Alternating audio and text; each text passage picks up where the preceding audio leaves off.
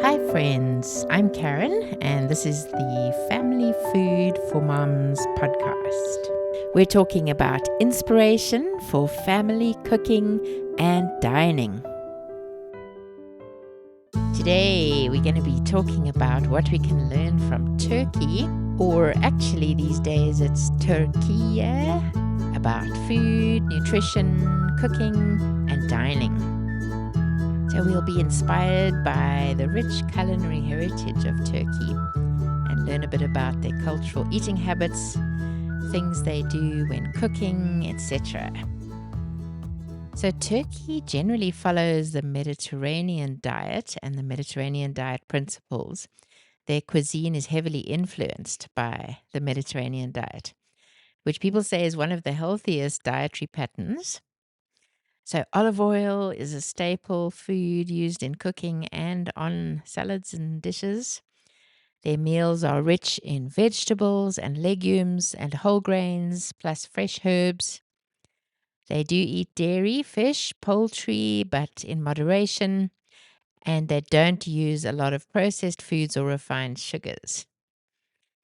So their plates typically include grains like bulgur, rice, and protein like beans, yogurt, or meat with vegetables. Number 2, the meals are usually cooked from scratch. This would be healthier, more nutritious, although more time consuming, but it's a good principle for us all to try and follow. Then number 3, Turkey's tradition of fermented foods is a valuable one. So probiotic rich foods, fermented foods like yogurt is often a central component of a dish. And their pickled vegetables are commonly eaten as sides. Tarhana is a fermented soup base made from grains, yogurt, and vegetables. And then various things are added. Number 4, they would use herbs and spices more than they would use salt. So the priority is herbs and spices and less salt. Often fresh herbs, or they'll dry their own, mint, parsley, dill, and then spices like sumac and cumin for flavor instead of relying heavily on salt. Number 5, they see meals as a time for connection. Shared eating, meze platters. This encourages slower and more mindful eating. Eating in a relaxed social environment helps your body to know that it's mealtime, that it can relax. It gets you out of the fight or flight mode and helps to regulate your appetite and improve your digestion. So eating in a social context where you chat in between, you sit, you enjoy the meal, and you're not in a hurry, and you're mindful of what you're eating is a very healthy principle. Then number 6, seasonal and local eating. In many parts of Turkey, people follow seasonal eating patterns. So that means they rely on fresh, local produce, what the farms are producing, what's available at the markets, and less on imported fruits and vegetables, etc. So buying local, eating what's in season is always healthy. Number 7, they have a high respect for plant-based proteins. They use legumes like lentils, chickpeas, and beans a lot. I'm sure you've come across that in Turkish cuisine. They have lentil soup, stewed beans. So these proteins are more affordable and they are nutritious, although I believe that good meat is nutritious too. It's good to have a balance. Then number 8, Turkish cuisine can include indulgent desserts like baklava, but they're not everyday foods. So in moderation. So enjoying desserts and sweets, but mindfully without over consuming them. Number 9, there's tremendous respect for ingredients and what they can do to enhance the flavor and nutrition of a dish. Turkish cooking emphasizes fresh seasonal ingredients. So the meals would be simple, but then have lots of flavor. So ingredients like tomatoes, eggplants, olive oil, yogurt, and herbs enhance the flavor of a dish. Good cooking starts with good quality ingredients. And then you don't need to complicate your dish because the amazing flavors shine through. And they're very good at balancing flavors, savory and sweet, like lamb with apricots or raisins. Then tartness with fat, like yogurt with olive oil and lemon. Herbs and spices, as I mentioned before. So they're good at not overpowering, but elevating their dishes with these ingredients and flavors. Grilling and roasting techniques. Number 10, grilling and roasting techniques. Grilled meats like kebabs are central to Turkish cuisine. They're cooked over coal or open flames to give them that deep flavor. So mastering fire cooking, like grilling, roasting, or smoking, can really enhance your meals. Number 11, they use bread as a comfort and as a integral part of each meal, as a staple. They use flatbreads like lavash or simit, not just for a side, it's part of the meal and often used to scoop up the food or soak up the sauces. And they make it fresh, which brings that comforting element to your meal. Turkish fine dining. Oh, this is number 12. Turkish fine dining is very good at elevating traditional or ordinary cuisine. So instead of discarding traditional foods, they will elevate them for restaurants and fancy meals. So a humble dish like manti, which is Turkish dumplings, may be deconstructed into a plate that looks elegant with infused oils. They'll foam the yogurt, add micro herbs. So you don't need to invent something entirely new. You can take what your grandmother made or something you've always made, a traditional cuisine, and then elevate it to make it more fun, to make it into something for a special dinner or when you're entertaining, being creative. Number 13, Turkish chefs embrace visual artistry, and they use multi-sensory presentation. So they use different colors, different textures of food, different fragrances that you smell when you're waiting for the food and you smell it cooking. Or if you're in a restaurant and there's some at a table nearby, you want to know what they're eating. And even sound, sizzling or something that adds interest. And the plates will be very creative and often resemble a natural landscape or an Ottoman tile. So I find that very inspiring. Fine dining is about delighting all the senses, and that helps make a dish go from good to unforgettable. And then lastly, they don't always use wine or spirits, but they use tea in very elegant and interesting ways. So there are wine pairings, but Turkish tea or sherbet or infused water is often offered. So they'll use seasonal fruit for an infusion or rose sherbet or herbal tea with a course of a meal. And this kind of pairing is very culturally specific. So for us, to be able to do that with a herbal tea with our children or put some rose petals in the water or something that makes it, that elevates it, I think is an inspiring idea.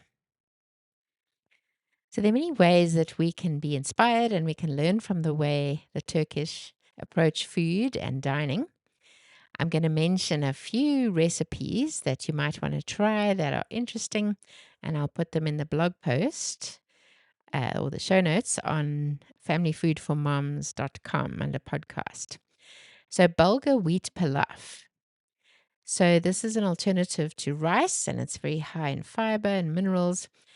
So you use a cup of bulgur, an onion, a tomato that you grate or chop, some olive oil, 2 cups of vegetable broth, and then seasoning like salt and pepper. So you would saute the onion in olive oil. Then when it's translucent, you'd add the tomato and cook for 3 or 4 minutes. Then you'd stir in the bulgur and toast it for 1 minute. And then you add the broth and the seasoning and you bring to the boil. And then you let it simmer to thicken and boil down a little bit. and then you fluff with a fork when it's ready. Delicious. Then, I'm not sure how to pronounce this, imam bayildi, which is stuffed eggplant with olive oil. So for this one, you would use 4 small eggplants halved lengthwise, 2 onions thinly sliced, 3 chopped tomatoes, 4 cloves of garlic sliced, 1/4 cup olive oil, and then salt, pepper, and sugar to taste, and a bit of parsley for garnishing. So you'd salt the eggplants to let some of the moisture come out of them, and then you let them sit for at least 30 minutes, and then you rinse them and dry them off. Then you saute your onions and garlic in a little olive oil in a pan until they're golden and translucent. Then you'd add your tomatoes, salt, sugar, and then cook that for 10 minutes. Then you stuff the eggplants with the mixture and put them in a baking dish. Put a tiny splash of water in the bottom of the dish so it doesn't burn. And then you cover with a lid if you have one or some foil and bake for 45 minutes. Your oven would be 180 Celsius or 350 Fahrenheit. And then you serve those at room temperature with a bit of parsley garnish. Not sure if that would be my thing.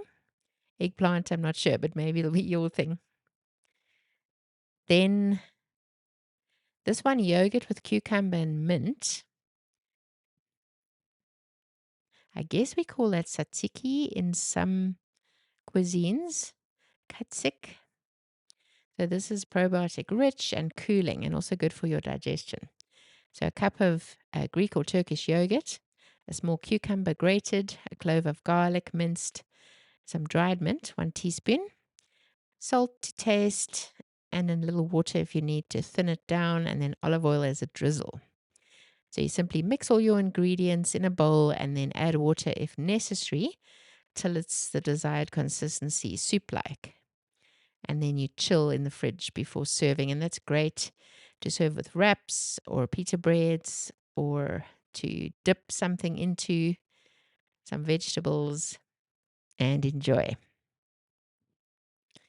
Next, hummus. I'm sure you've made hummus. It's not originating in Turkey, but they use it a lot in their cuisine. So Turkish style hummus, you would need a can of chickpeas, 3 to 4 tablespoons of olive oil, the juice of 1 or 2 lemons, 3 garlic cloves peeled and crushed, a 1/2 teaspoon ground cumin, Greek or Turkish yogurt, about 2 tablespoons, and then seasonings like salt and pepper, and perhaps paprika as well. So you simply place the chickpeas in a food processor and you blend, and then you add the olive oil, lemon juice, garlic, cumin, and paprika and blend thoroughly. You might want to add a little bit of water if it's struggling to blend. And then you add the yogurt to lighten the mixture and a bit of salt and pepper if you need. Then red lentil soup is also high in fiber and nutrition. A cup red lentils rinsed, 1 onion chopped or grated, 1 carrot chopped or grated, and 1 potato chopped or grated. Then a tablespoon tomato paste, some olive oil, a teaspoon of ground cumin, and a teaspoon of paprika, and then seasoning like salt and pepper to taste. 5 approximately cups water or vegetable broth. So you saute your onion in olive oil until translucent, and then you would add your grated carrot and potato, then your tomato paste and spices, and cook for a couple of minutes. Then add your lentils and your broth.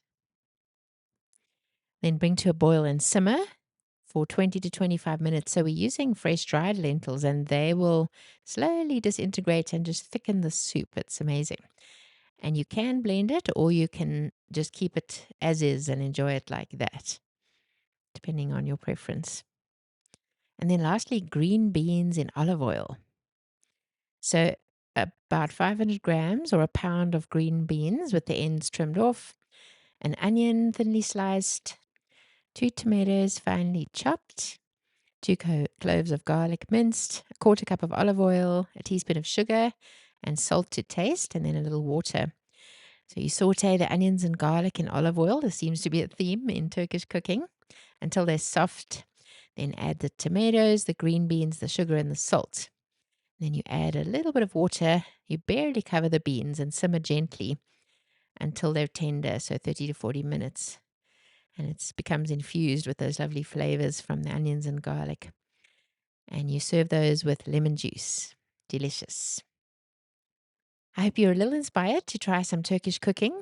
Google some ideas. I think we might have a Turkish style family fun night soon and use some of these things. And it's great for the children to each choose a recipe for them to cook to contribute to the meal. But that's all for now. I enjoyed being with you guys. Thank you for listening. See you next time.